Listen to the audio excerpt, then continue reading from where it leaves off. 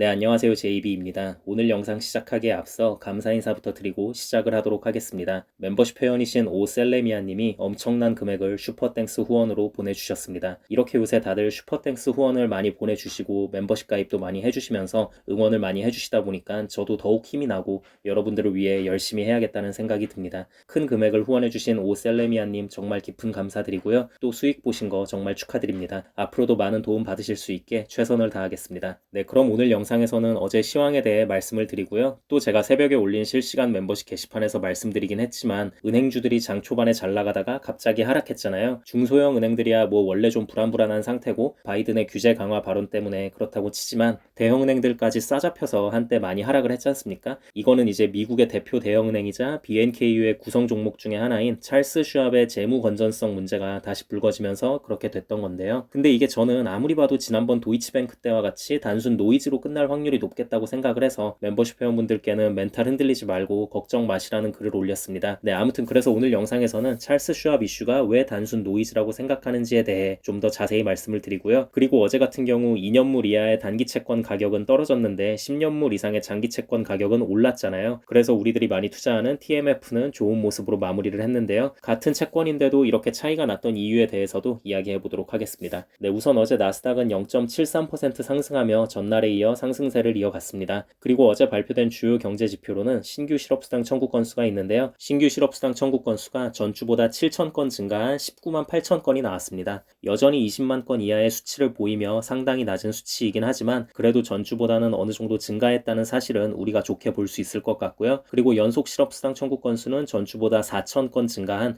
168만 9천 건이 나왔는데요. 그러니까 이게 지금 보면 우리가 노동시장에 대해서 좀 주목해 봐야 할 부분이요. 연속 실업수당 청구 건수가 계속 증가 추세이긴 하거든요. 6개월 전과 비교해보면 20%가 늘었어요. 결국 새로운 해고가 추가적으로 많이 나오고 있진 않아서 실업률이 여전히 낮고 고용이 유지가 되고는 있지만 새로운 일자리를 찾는 건 서서히 어려워질 수 있는 부분이다 라고 보시면 될 것 같습니다. 이렇게 되면 임금 인플레를 꺾는데 도움이 될 수 있겠죠. 자, 그리고 4분기 GDP 수치가 나왔는데요. 지난번 발표 때 잠정치로 2.7%를 발표했었는데 결국 확정치는 2.6%가 나왔습니다. 그리고 GDP 항목 안에 있는 PCE 개인 소비 지출 수치도 기존 1.4% 증가로 발표했던 것이 1.0% 증가로 하향 수정됐습니다. 자, 그러니까 이건 뭐냐? GDP 성장률이 줄었고 소비자들의 개인 소비 지출도 줄었다는 얘기는 그만큼 경기가 서서히 약화되고 있다는 걸 의미합니다. 그래서 이 부분도 역시나 이제 연준이 원하는 부분이죠. 호황이던 경기가 좀 침체되어 가고 있으며 사람들의 소비 지출 수치도 서서히 줄어들고 있다는 건 인플레 잡는 데 도움이 되는 신호니까요. 자, 그럼 이제 어제 은행주들의 흐름에 대해서 본격적으로 이야기해 보겠습니다. 우선 어제는 바이든 대통령이 이번 은행 파산 사태를 일으킨 자산 1천억에서 2,500억 달러 규모의 중소형 은행들에 대한 규제를 강화하겠다고 밝히면서 장 초반에 잘 상승하던 지역은행들의 주가가 많이 꺾였습니다. 지역은행들을 3배로 추종하는 DPST도 결국 종가가 6.7%나 하락하며 안 좋게 마무리가 됐죠. 자, 그런데 이제 어차피 지역은행은 우리가 투자를 하는 건 아니니까 그냥 그러려니 하는데요. 대형은행들까지 좀 빠졌단 말이죠. 물론 뭐 많이 빠진 건 아닙니다. 그냥 적당히 빠졌어요. BNKU 종가로 봐도 3.4%만 하락했을 뿐인데요. 네, 아무튼 이건 왜 그런 거냐면요.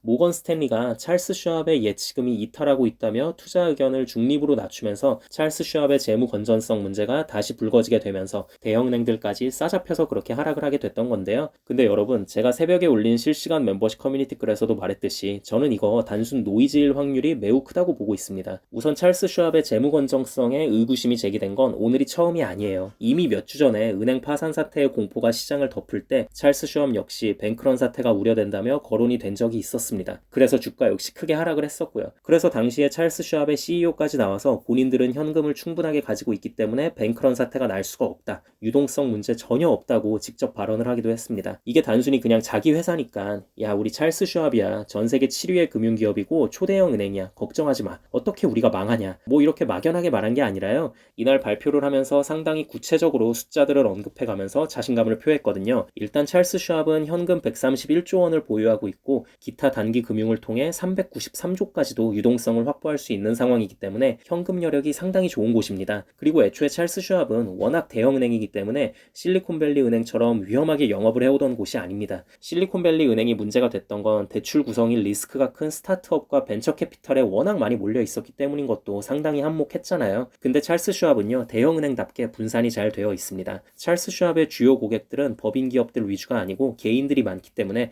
뱅크런이 나올 확률은 지극히 적습니다. 이렇게 얘기하면 개인들도 불안하면 돈 뺄 수 있는 거 아니에요? 라고 할 수 있는데요. 근데 그게 그렇게 단순히 생각할 건 아닙니다. 법인 기업들의 구성이 높은 중소형 은행들이 뱅크런 사태에 더 취약한 이유는요. 기본적으로 기업에서 예금을 예치할 땐 큰 돈을 넣잖아요. 법으로 보호를 받을 수 있는 마지노선인 25만 달러를 훌쩍 뛰어넘어 버리니까. 이 돈들에 대해서는 법적으로 보호를 못 받을 수도 있으니까 불안해서 확 다 빼버리면서 우르르 뱅크런 사태가 터지고 은행 입장에선 감당 못하고 이런 상황이 발생을 하는 건데요. 개인 고객들의 경우엔 법적으로 보호를 받을 수 있는 25만 달러까지는 아무 문제가 없는 거예요. 25만 달러면 지금 환율로 3억 2천만 원 정도 될 텐데요. 이 정도면 국가가 미국이라는 걸 감안해도 개인치고는 꽤 많은 돈이기 때문에 별 문제 없다고 보셔도 될 것 같고요. 물론 개인들 중에서도 25만 달러 이상의 자산을 가진 사람들도 많이 있지만 이 사람들은 애초에 은행을 잘 분산해서 넣어두겠죠. 뭐 얼마는 JP모건, 얼마는 뱅크 오브 아메리카, 얼마는 웰스파고, 얼마는 찰스 슈왑 뭐 이런 식으로 법의 보호를 잘 받을 수 있게끔. 네, 그래서 대출 분산이 밸런스 있게 잘 구성되어 있는 대형 은행들은 애초에 뱅크런 사태가 터질 가능성 자체가 별로 없다고 생각하시면 될 것 같고요. 자, 그리고 만약에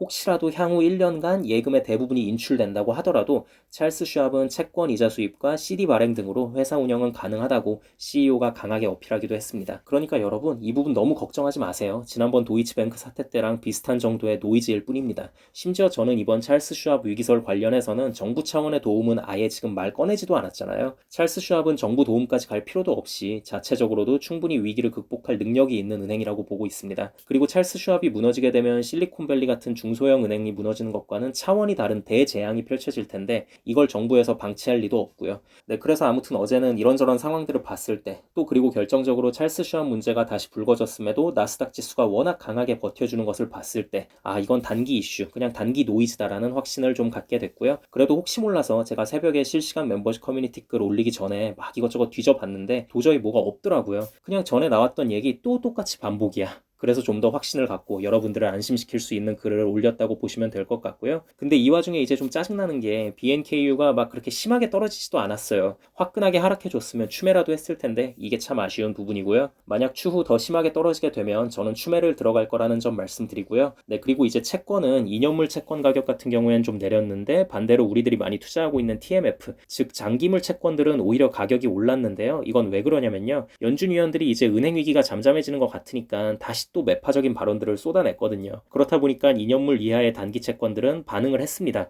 뭐야, 그럼 굳이 채권 갖고 있는 게 오히려 손해인 건가? 라는 생각으로 던진 거죠. 근데 오히려 장기 채권 쪽에선 이렇게 받아들인 거예요. 야, 연준에서 저렇게 얘기해봤자 어차피 금리 인상 길게는 못 가져가. 뭐 해봤자 다음번에 한번 25bp 더 올리고 마무리 짓겠지. 그러니까 장기 채권 쪽은 굳이 흔들릴 이유 없어. 지금도 충분히 좋은 가격이야. 걱정하지 마. 라는 이유로 어제 우리들이 많이 투자하는 TMF는 올랐다고 보시면 될 것 같습니다. 네, 여러분 TMF던 BNKU던 우리는 분할로 들어갔기 때문에 문제될 거 없습니다. 혹시라도 더 하락한다면 특히 TMF와는 다르게 BNKU 같은 경우엔 아직 많은 물량을 산 게 아니잖아요. 그렇기 때문에 크게 하락해 준다면 오히려 더 좋은 기회라고 생각을 하고요. 추후에 추가 매수를 하게 된다면 멤버십 회원분들께는 실시간 멤버십 게시판을 통해 바로바로 말씀드리도록 하겠습니다. 네, 그럼 오늘 영상은 여기까지 하도록 하고요. 오늘도 새롭게 멤버십 가입해 주신 분들이 많이 계셔서 감사 인사드리고 마무리하도록 하겠습니다. 스탁 위자드님 맥도날드 멤버십으로 업그레이드 감사드립니다. 김영산 영사님 맥도날드 멤버십 가입 감사드립니다. 진달래77님 스타벅스 멤버십 가입 감사드립니다.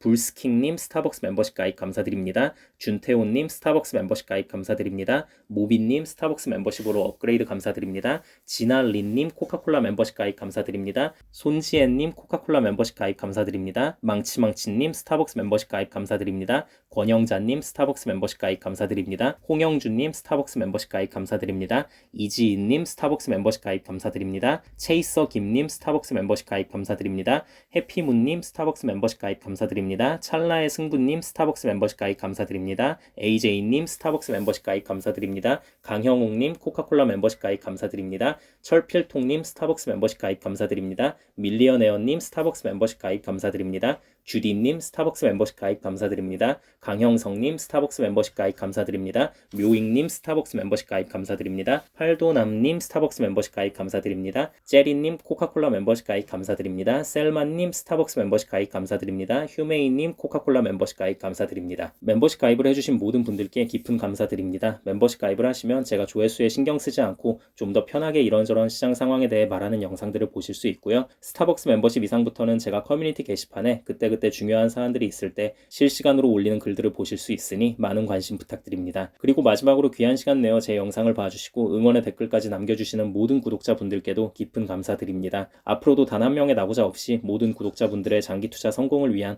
멘탈 케어 영상 제작에 온 힘을 다하겠습니다. 감사합니다.